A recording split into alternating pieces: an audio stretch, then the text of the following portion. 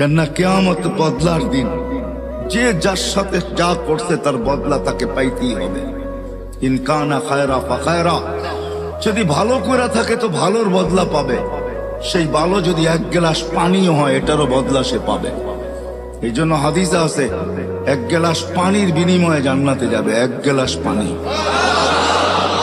যে দোকানদাররা দোকানের সামনে ফ্রি পানি রেখা দেয়, হয় গরমের দিন রিক্সার থেকে নামছে, পিপাসা লাগছে, তো দোকানের সামনে ঝাড় রেখা দিছে পানির, ওইখান থেকে এক গ্লাস পান করে বাড়ির দিকে হাঁটা শুরু করছে।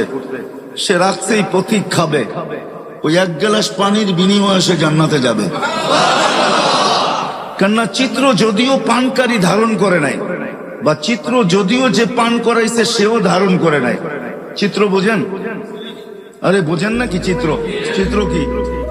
ছবি তুলে রাখে নাই সে, যদিও তার দোকানের ক্যামেরা স্ন্যাপ নিছে, ছবি কালেক্ট করছে, কিন্তু এটা বেশি দিন ছিল না।